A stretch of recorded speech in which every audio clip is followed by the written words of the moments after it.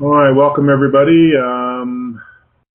Appreciate you taking time out of your busy Thursday as usual for this meeting. Hopefully through our conversation and the topics that we're going to cover today, you find value and that this call was a good use of your time today.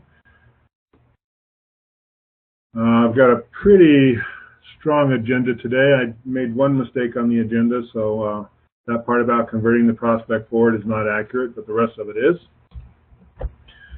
And as I indicated in my email that I sent late yesterday, we're going to start off with wins and challenges. So I hope each of you has taken some time to look back over the past few weeks, since it's been a while since this group has been together specifically, and have identified some wins that you would look to share with the group. So if there's anybody who has a win they'd like to share, please do so.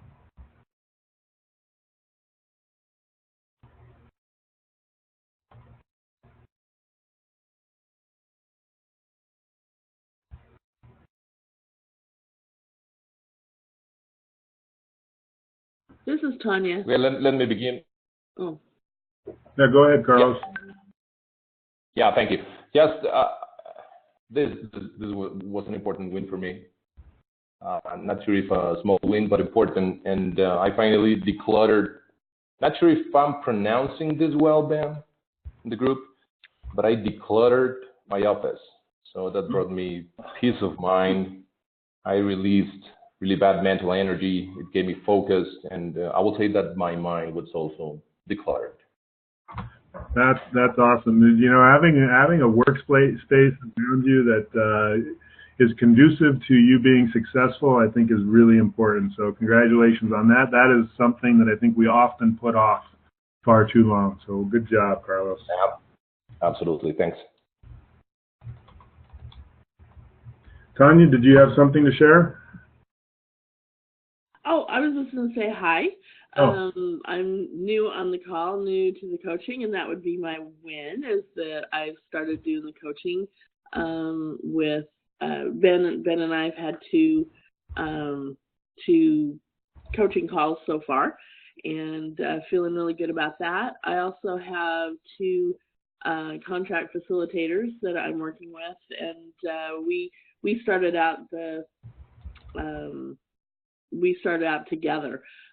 So these are CS are the people I've known for probably 20 years, and so we've been marketing and trying to build the business together, and it's been I guess over a year that we've been trying to get this off the ground, and admittedly not probably not as committed after the first 3 months as we should have been, but I talked with both of them, and they're still engaged and want to stay at least through the end of the year to see what we can do to make this get off the ground. So I think that's a win.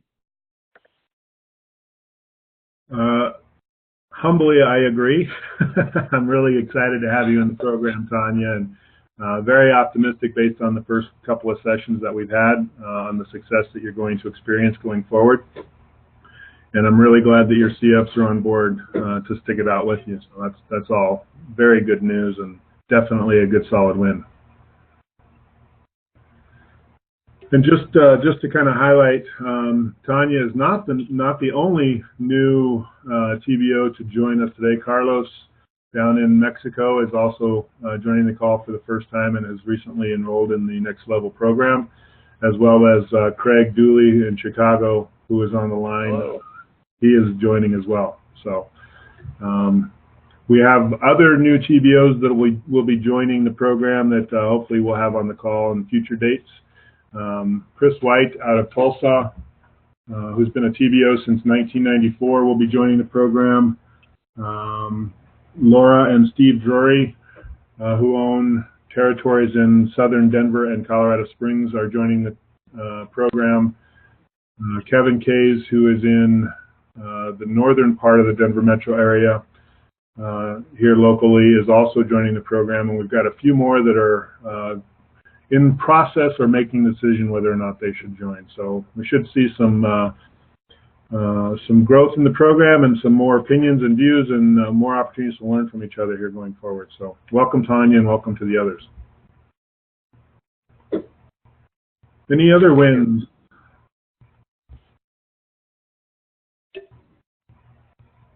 This is Mike. I signed up a new member yesterday. Hey, Mike, congratulations. That's awesome. Yeah. Feeling good about that. Yeah. So hey, give us a little. And Craig is feeling good about that. Yes, I am. All boats rise. Yep. Right. So, Mike, tell us a little bit about that. How did, where did you find them? What was the process like? Well, what do you think was their deciding factor?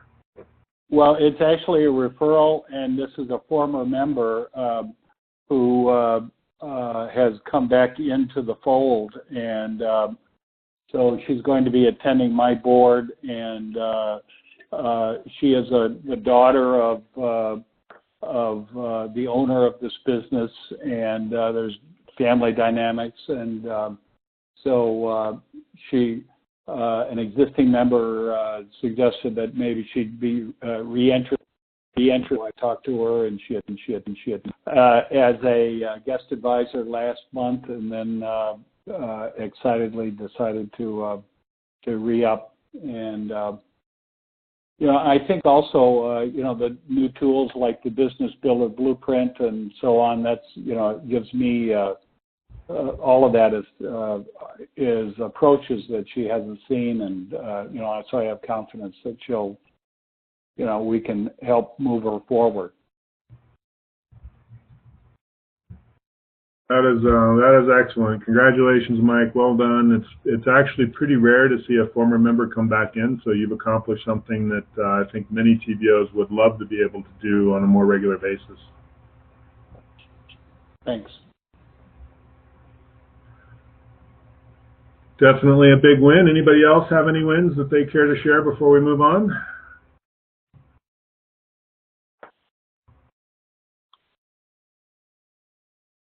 Very good. We'll move on then to any challenges or any obstacles that you're facing in your business over the past few weeks or so that you would love to get some input on or hear from your peers on how you might approach or address that challenge. So anybody have any challenges they'd like to work through today?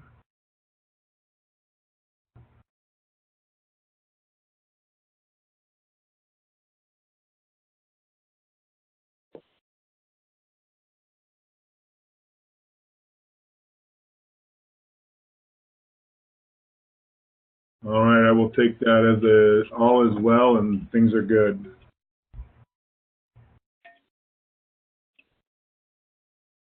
And just a reminder, as you think about this meeting each week, as it pops up on your calendar and as you're planning forward and thinking about it each week, just take time to jot down those wins of all sizes. We take small, medium, large, and even extra large wins.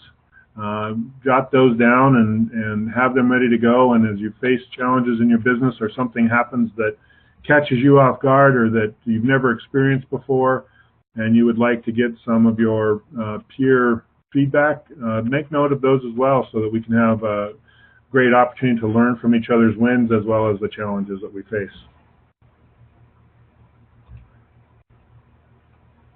All right, so we're going to move forward. For those that were on the last group coaching call that we had before the webinars kind of took over, we had watched a TED Talk that was titled The Happy Secret to Better Work. And if you recall, this is one of the top 10 rated TED Talks of all time. And if you Google top 10 TED Talks, you'll see this as one of those. Has over 17 million views. And it was just a great reminder of how dramatically mindset and your focus can affect the way that you operate and physiologically impact the way that your brain works. And so at the end of that video, the presenter highlighted 5 strategies for creating a lasting positive change in your workday. And those were 3 gratitudes, and that's just simply taking the time to jot down every day 3 things that have happened that day that you're grateful for. I was actually in a conversation in a different setting with another person just last night, and we were talking through some life struggles. And one of the things that this person said to me was, "Isn't it funny how we really grow the most and experience the most positive change when we go through some of the most difficult times of our lives?"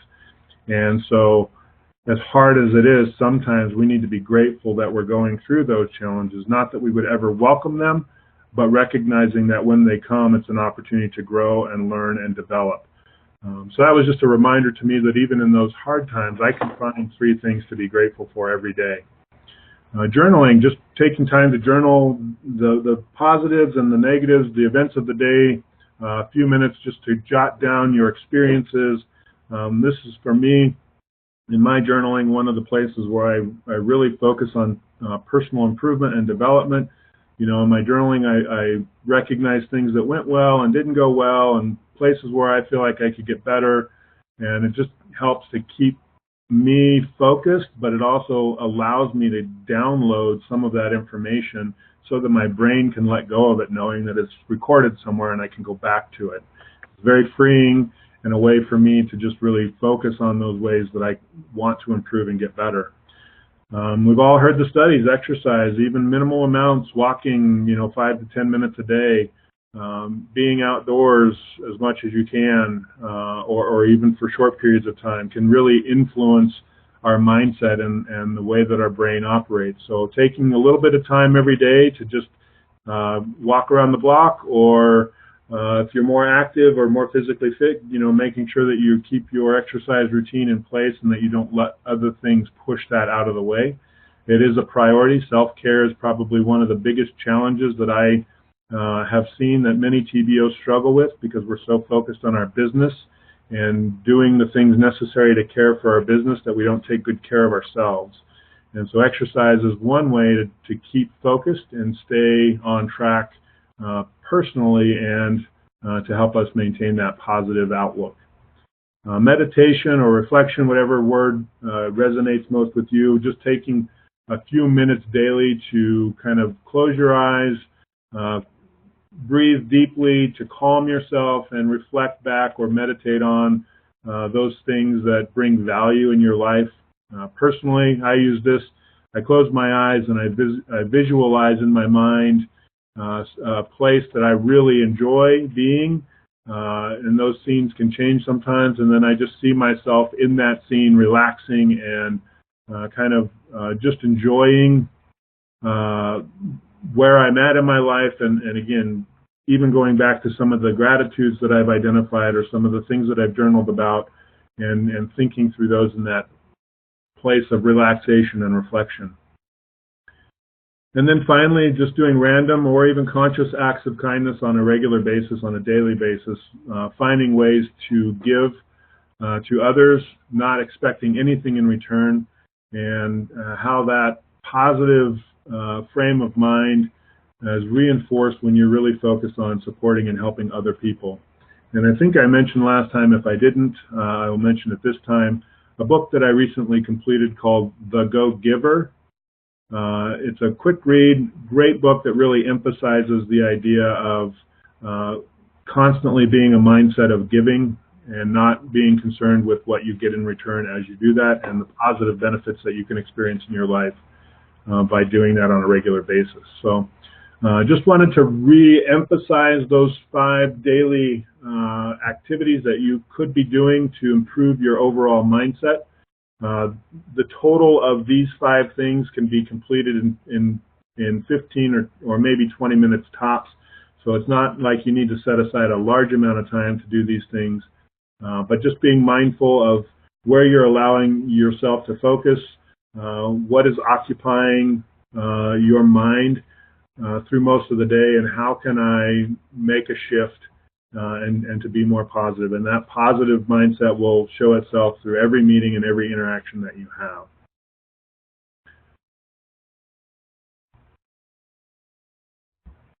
Any comments or thoughts, or any that had heard or were with us on that when we watched that video? Have any of you done any of this or taken any action to integrate some of these things into your lives, or do any of you do these things on a regular basis, or other ways that you might help yourself stay more positively focused? I haven't seen the go ahead, sorry. Oh, no, sorry. Sorry, this is Craig. I didn't watch the video. It's my first call, obviously, today. But I mean, all of those things completely resonate, and I think it's wonderful to reinforce it, especially in a business environment, because sometimes, you sort of miss that self-care part, like you said. Yep. Each of those is a pretty critical part of it. I think for me, and while all of them are very relevant, I try to incorporate them. I think that two aspects of it. One is like doing something for somebody else, right? Is like giving with no expectation of return is like a pretty huge motivator, or sort of it's kind of inspiring for me. So I do appreciate that one, even if it's small, because you can help other people. I think the other thing that, I don't know if you mentioned this, but finding one thing you can control in your day when it feels like everything else is out of control is helpful for me. It might be a small thing, but just realizing that, I'm in charge of at least some aspect of my life if the rest of it feels a little bit out of control sometimes. Yeah, I really like that, Craig. Finding one thing that you can control in an otherwise out of control feeling can be very powerful. Yeah, definitely.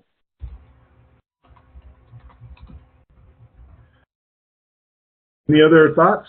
I heard somebody else try to jump in. Was that you, Carlos? Yeah. In my case, I haven't seen the video also, but there's one thing that I began doing like 2 weeks ago, which is journaling. And I think I'm in the process of learning how to journal. But I have found that practice is very, very useful for me. I mean, you're speaking about here about journaling and reflection. So right now, for me, journaling has been a very powerful tool also, for reflection. One of the things that I'm journaling now, it's what I learned today. What breakthrough did I have today that can help me, to move forward faster. And I would say, in general terms, what am I learning? As you said, I'm in a totally new space, which is this tab space, a totally new dynamic for me. Many, many, many things to learn from me. So I'm trying to be very conscious about that.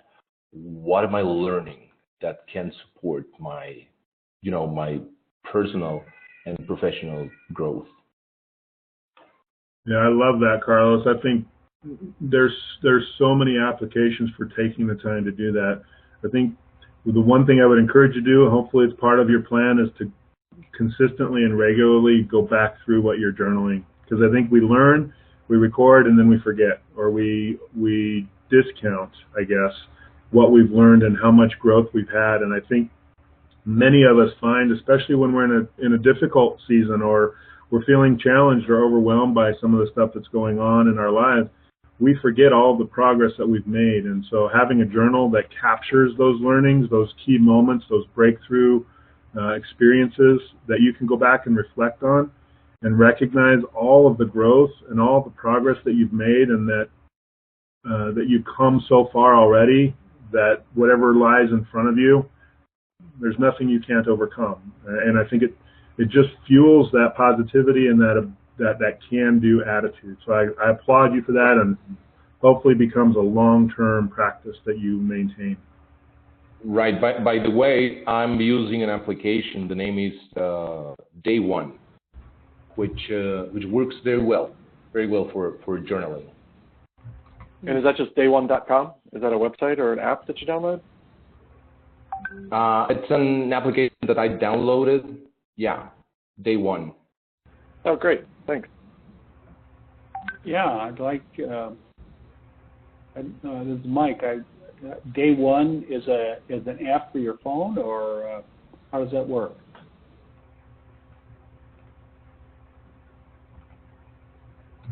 is Day One an app that you can put on your phone? Oh, yes. You can download it to your phone, and you can use it in your computer, both.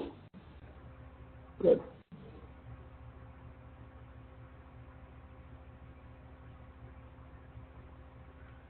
And it looks like, I just Googled it, it looks like it's dayoneapp.com. DAYONEAPP.com.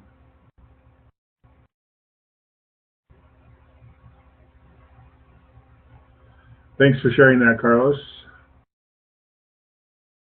Anybody else have any thoughts on these principles or other things that you do yourself to create that lasting positive change to make work a happier place?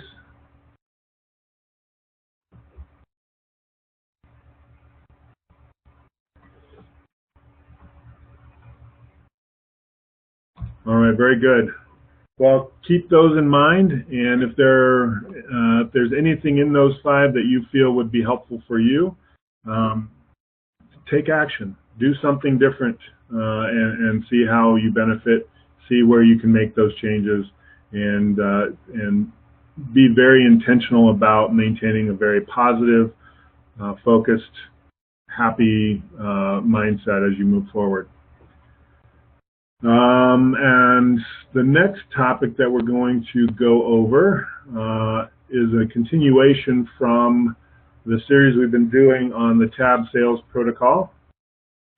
We're actually at the end of this. We're going to be covering the last topic today, and that is adapting the sales protocols to your style or to your specific need. So let's dig into that a little bit more. For those that have been through training in recent years, you've heard Phil say that the key to adapting the sales protocol is first and foremost knowing it and memorizing it. So before we can make changes to something, we really have to understand how it works. So the first step really with the TAB sales protocol and the TAB system is to take the time to memorize the discovery, meeting, and the 22Q protocols. That sounds like a daunting task for some. It sounds overwhelming. It sounds very tedious. It doesn't sound very fun, but it's so critical in really helping you establish a solid, systematic, repeatable process for how you move prospects through your sales system. And once you're at the place where you've completely memorized those sales protocols, now you can begin to adapt and modify to fit your personality, your specific style, to accommodate whatever prospect preferences you might be doing, whether you're talking to a high D, a high C, a high S, or a high I. Being able to modify the system to speak their language is much easier when you've got the system committed to memory. What I would really like to do is, for those of you that actively use the TAB way, how have you successfully adapted the sales process to be more in line with your style or your preferences? What have you found that works really well for you as you move or adjust the sales process based on your specific situations? So please share any experiences where you've had to make that adjustment and it's been successful, or you felt like it enhanced the quality of the meeting.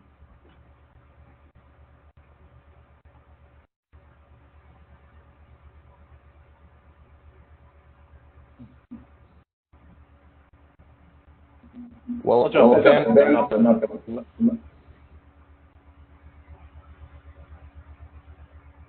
Can you hear me? Yes. Okay. One thing that I'm doing differently, and I think has worked for me, it's in the discovery meetings, when I speak about of both the board and the individual coaching sessions as 2 key elements of the process of the TAB way, I introduced one thing, which is the planning.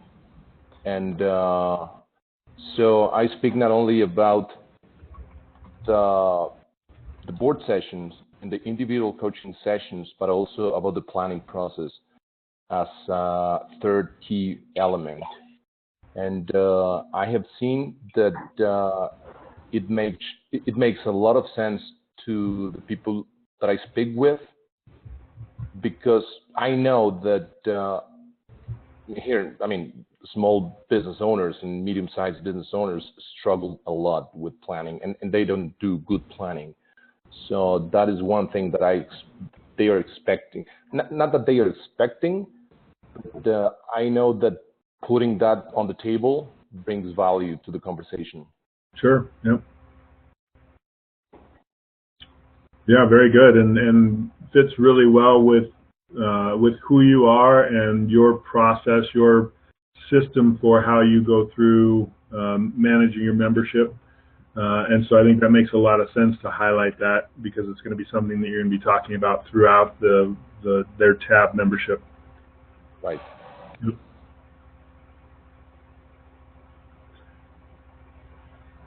Other ideas, other experiences?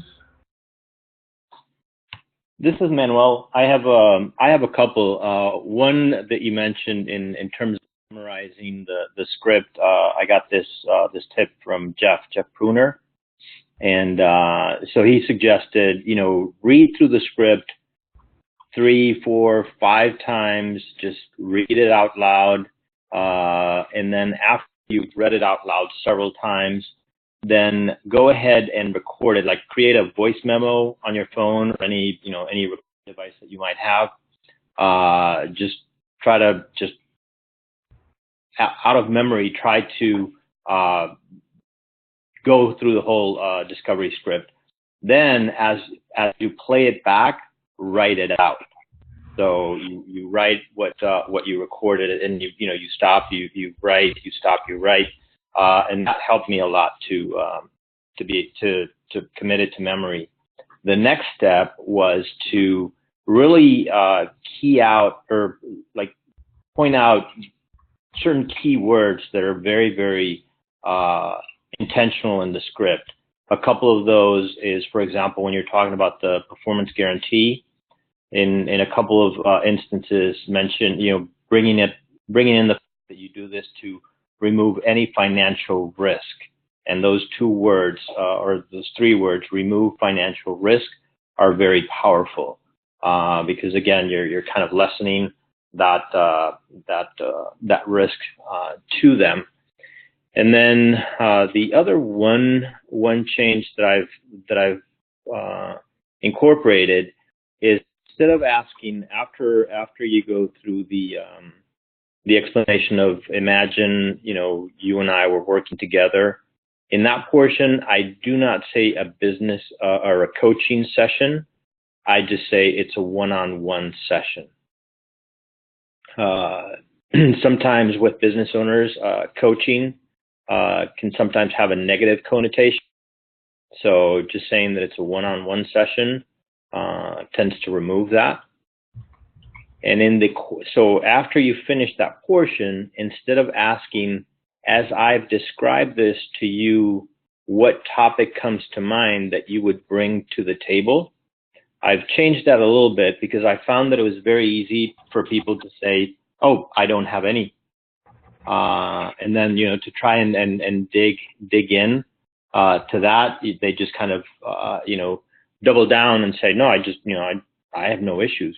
We all know that that's not the truth, but it becomes very hard to get them out of that. So what I've done is I preface the question with, of the challenges that you're facing in business today, which one do you think you would bring to a group of peers? So just by changing that and kind of, you're starting off the assumption that there are issues going on in their business.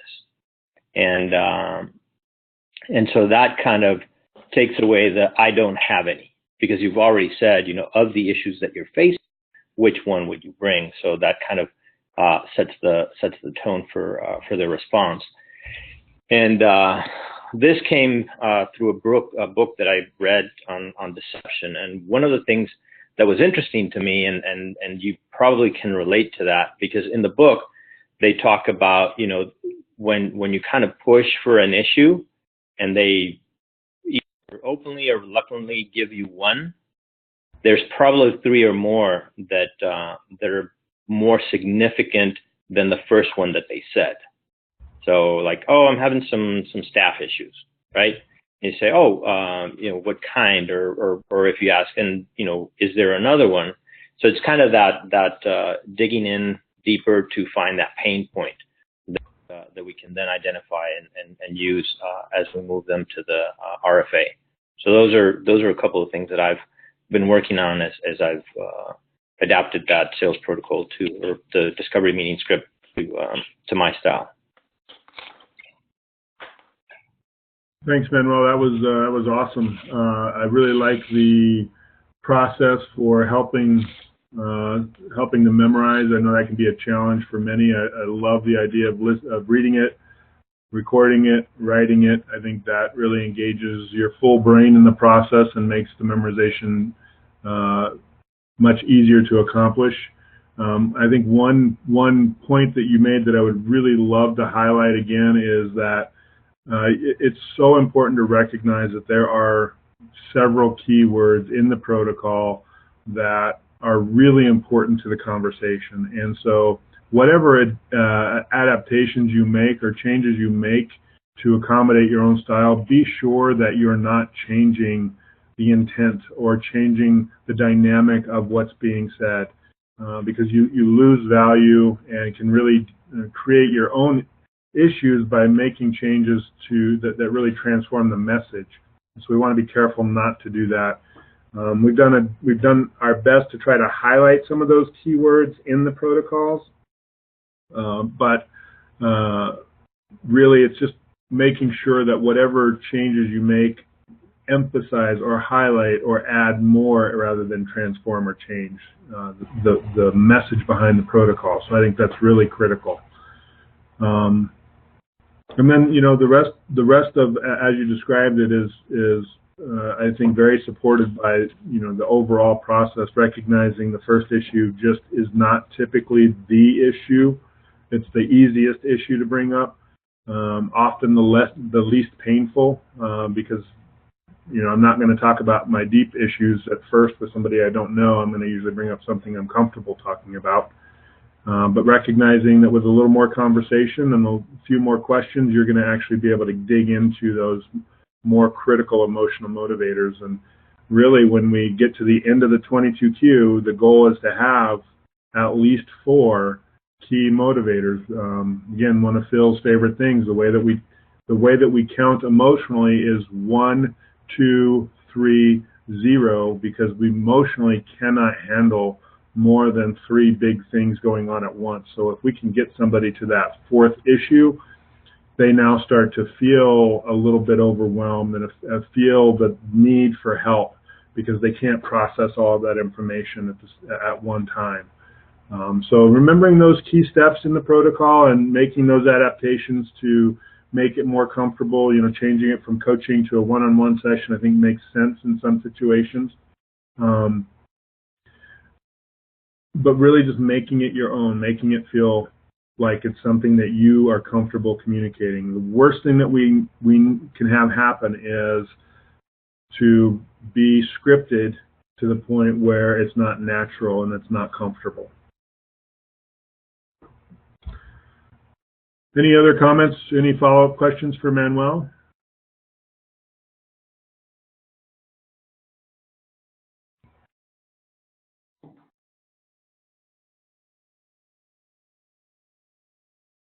Well, one of the other keys to being able to adapt the sales protocols is to have meetings, right? So don't forget that the key to a great sales process is an effective marketing system. So we need to attract the right prospects so that we can then engage them in our sales protocol process and move them forward to membership. So it all works together in this integrated member acquisition process to attract and move forward to that membership decision. And each step along the way, really, you have to adapt it. You have to conform it to what works for you. You have to recognize where your strengths are, where your challenges might be, and work to leverage those strengths and minimize the impact of any challenges so that you can have the most effective process overall for adding new members. Any final thoughts about the TAB sales protocols, any aspect of them, any questions or anything that comes to mind as we've been talking about this process? This is Craig. I guess mine's more of just like a general observation of how the process kind of blends for me, because so much of it is through like LinkedIn and sort of email to soften it up, and then you get on the phone and have, make a connection to schedule a meeting. I often find that the discovery meeting blends into more of the 22Q, like I accomplish more in an initial in-person meeting because they're ready to talk about it. And I'm not sure if that's, good or bad. Should I take more time and have a second meeting to go back, or is it okay to sort of let it turn into, a full-blown RFA? So you're saying that your discovery Go ahead. Sorry. Your discovery meeting is where you're finding the most value in the process? Well, it feels like it's almost like the phone call is the discovery meeting. You know what I mean? And then because I've maybe connected with them on LinkedIn, or I've traded a couple emails, back and forth to set up some time to talk. I have the phone call, and then when I go to meet them in person, like they've done their homework, right? They're ready to talk about it, and so they're more open to spending not just a 20-minute discovery, but all right, let's spend an hour, and they want to pursue it more. So I don't know, is that good or bad? Does it matter? Just sort of take it each instance at a time. Am I pushing them too fast, I guess, is part of the question. Yeah, I think that is actually a really good question. Before I respond, anybody have any thoughts about, as Craig described it there at the end, moving people along too quickly? The phone conversation is the discovery meeting. The discovery meeting becomes extended into more of a 22Q meeting. And so in essence, we might be, quote unquote, skipping a step, so to speak. Any ideas or thoughts about the speed at which prospects go through the system? I think it comes down to Can I ask a question? Mike, why don't you share, and then Manuel will come back to your question. I think it starts with, is he having success with his process? Because if it works for him and that's his personality and he's comfortable and he's coming across genuinely, and it's natural to go into that 22Q, which is nothing more than a really good coaching session, I think it's great. And the fact that everything that a discovery meeting was for, which is to get in front of them and have a sense for their interest in moving forward in the process, that's the purpose of the discovery meeting. So if you're getting that, keep going. Yeah, and I appreciate that. I think the last two members that joined, came across that way, where by the time I was sitting down in their office in front of them, like they were ready, like they had self-qualified, and maybe it's an anomaly. I'm not sure, but that's why I've sort of headed that direction with it, because that's what I've seen the response from, Yeah, because the response would be, wait, we're not there yet. Stop trying to sign the membership. Let's talk about, it's like, why would you say those things? Yeah. So it's maybe just feeling your way through that meeting and understanding how far can you take it in that single session. It's sort of a judgment call, I suppose. I think you also need to make sure you've got time permission. I mean, that he has the time, rather than just keep talking and you really didn't have the permission to talk, that long. Mm-hmm. To keep them that long, yeah, because hopefully they're the ones doing most of the talking, right? Right. I would. The two questions that come to mind for me is, what's your percentage of close rates using that? And then the second part of that would be, what is your retention rate? So the people that you kind of zip through, kind of skip or not skip, but move them straight into the RFA, and those are staying for a long time, or whatever amount of time you want them to stay, then I think those are the two numbers that would matter.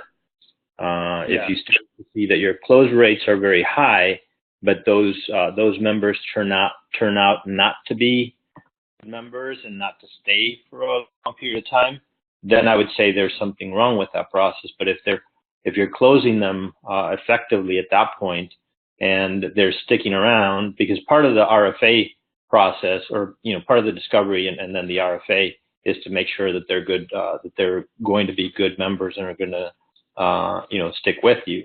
So I think if those two things are working well, then that's great. That's actually fantastic that it's working that way. So.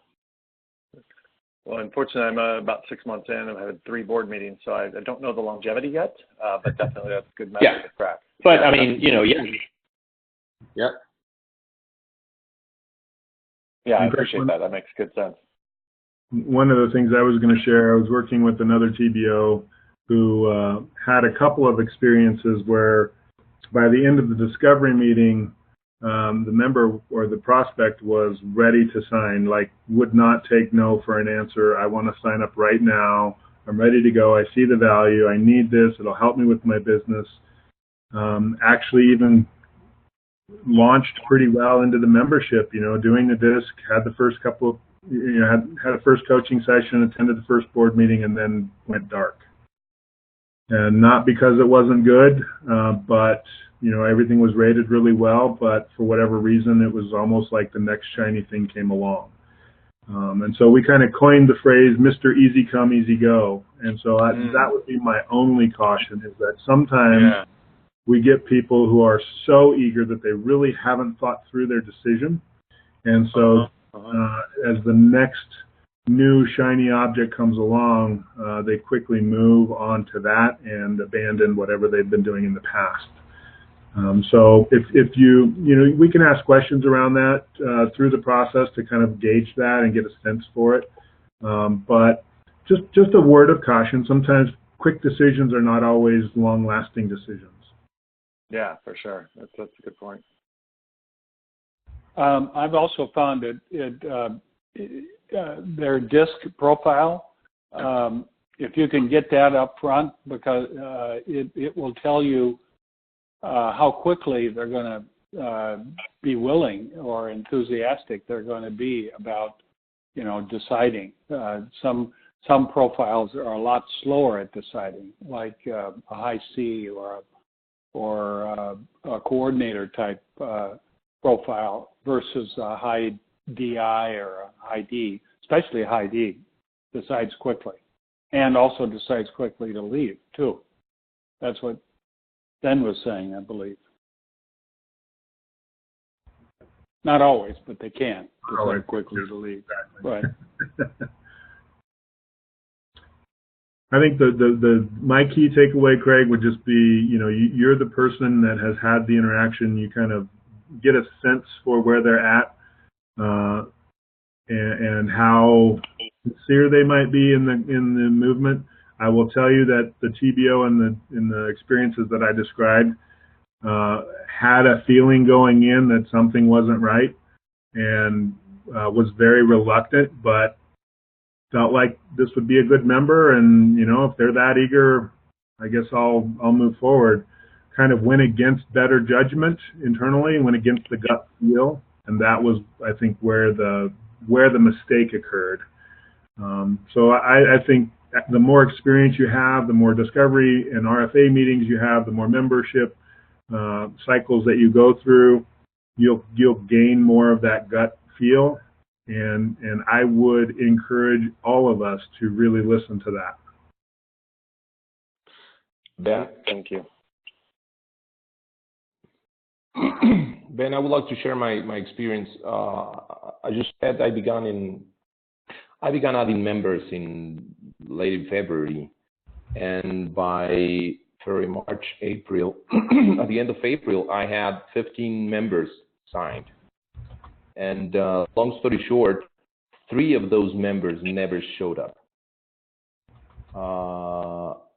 So I know I know there was something that I need to learn from this experience based on what you were sharing. What you said when you said this thing of when things easy come, they easy go, Right. and that makes a lot of sense to me. So this is a space for learning, which is very important for me. Right. Right. And I think, Mike kind of touched on this. One of the things that we say in our protocol is we're not there yet.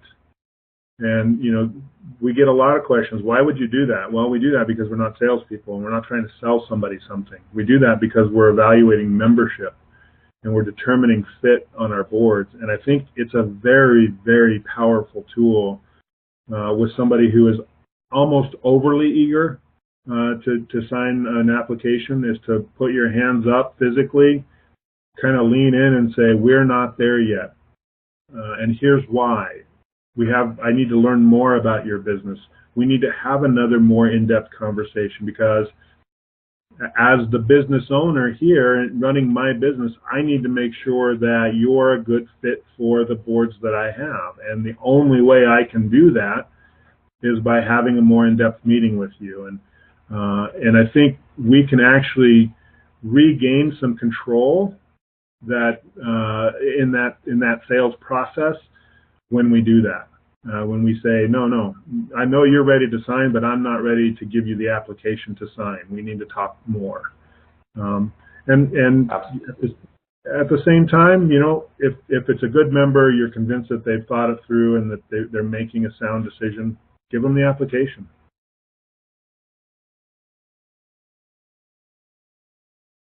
Excellent. This has been a great conversation. Thanks, Craig. Thanks, Carlos, for sharing. Thanks for the questions. And for your insights, Mike. Mike. I appreciate it. I think it's been a great opportunity to really dig into this whole concept of adapting and adjusting the sales process to fit your system and to kind of align with the prospect that you're working with, understanding their DISC profile, getting really comfortable with kind of doing that initial self-assessment of where they fall in the DISC scale. Can really serve you well in how you move prospects through that sales process. All right, we've got about 8 minutes left, and I want to definitely get through our round robin question. So just a reminder, we've kind of worked through the sales protocol components and had discussions around those. For those that are new to the program, I do record these calls, as you recognized at the beginning of this call, and they're all available on our Next Level program playlist, and I'll send that meeting or that link to all of our past group calls when we complete this one and I get this meeting uploaded. So if you ever want to go back and listen to any of our previous calls, I try to give meaningful titles and descriptions so that you can figure out whether it's worthwhile. All right, let's dig into the round robin question. Oops. 3 things I am grateful for in my personal and or professional life are, and you probably recognize this from what we talked about earlier, the 3 gratitudes every day. I thought I'd go ahead and leverage that and kind of motivate you all to start using this as part of your day-to-day processing of information. So let's go around the room and share 3 things that you are grateful for in your personal and or professional life. Manuel. Hey, Ben. So 3 things. One, the place that I live. Love being around this area, St. Petersburg, Florida. And second thing I'm grateful is for this group, because I've noticed a significant difference in my work and what I do and how I my skills, the mechanics are really improving. So I appreciate all of you guys' input, insights, and working with Ben, and just my life experiences as well. Those have been very helpful as I'm getting to be known here in the community in St. Pete. So those would be the three things that I'm grateful for. Awesome. Thanks, Manuel. Carlos, how about you? What are three things that you are grateful for in your personal and or professional life? One, I will say I have three very healthy kids. Number two, I have the best wife in the world. Number three, I'm doing what I'm passionate about. That is awesome. Excellent. I think there are many people in this world that would love to have those three things. Absolutely. Absolutely. All right. Next up, Tanya, what are three things that you're grateful for?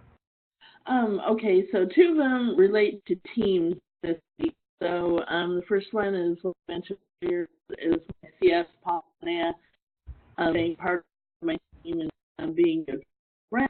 The other one is, you guys don't know on the call, but I'm also a CPA, a partner in a regional firm, so I'm not 100% tab.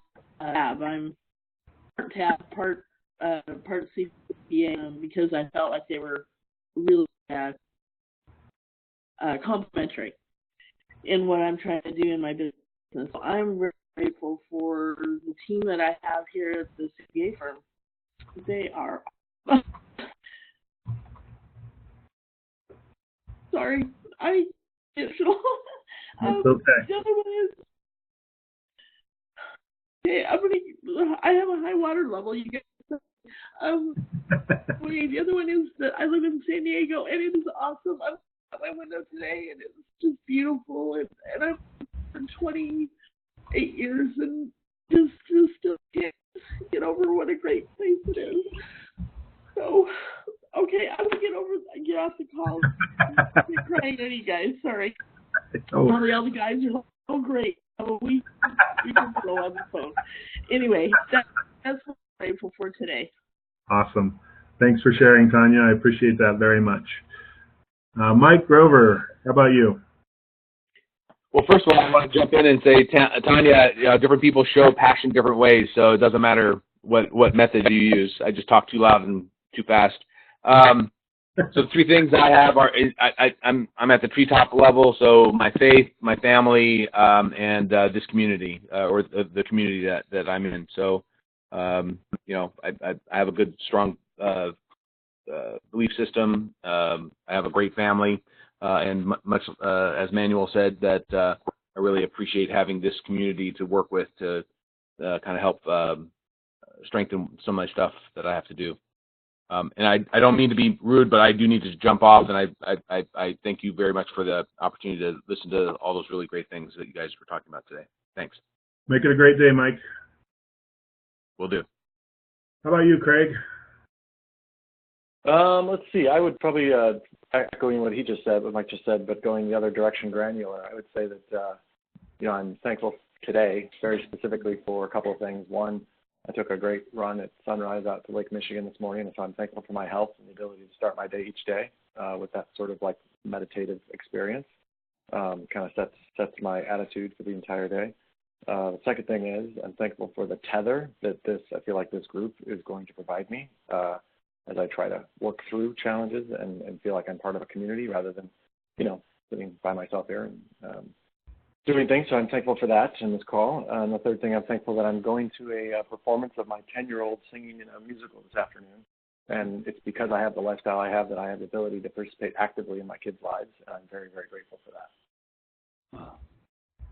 That's awesome. Well, enjoy the performance. And tomorrow when we talk, I want all the details. Oh, yeah. It's an experience, to be sure. A bunch of 10-year-olds singing on stage. So. That's very cool. And Mike Brown, how about you?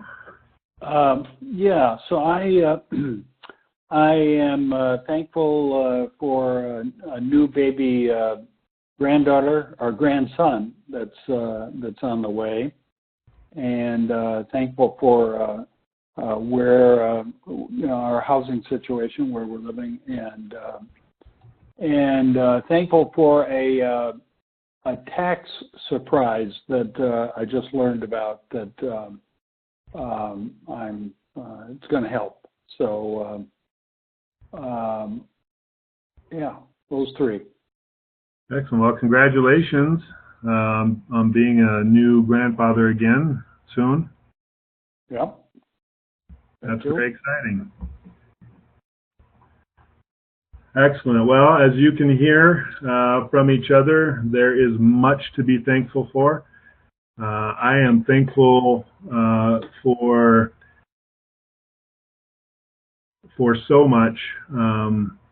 I don't know if I communicate this or if it comes through, but I am actually living my passion. I love what I do. I love working with each one of you. It is not an effort for me to come into work because of how I get to spend my days. I am honored and humbled by the experience to be able to work with each of you, and I hope that I bring value and improve your life in some way each time that we interact, and I'm grateful for that opportunity. I'm grateful for the path that I'm on, not necessarily the one I would have chosen, but in many parts of my life, things are going in a direction that I don't necessarily have control over, but I'm grateful for the support system that I have, the friends and loved ones close to me that are going on this journey with me and providing the encouragement and support and strength that I need to get through. And lastly, I am very grateful, a couple of you have hinted at this, for my faith and the strength that it gives me to get through each day. So I value this time with you, and hopefully each week we bring value to each other. So I'll go ahead and wrap up the call. Thanks again to all of you for being online and taking the time to join us. I'll make the recording available through our channel. And next week, hope to have another great call. Thanks very much. Have a fantastic day. Thank you. Thank you. Thanks, everyone. Bye. Bye.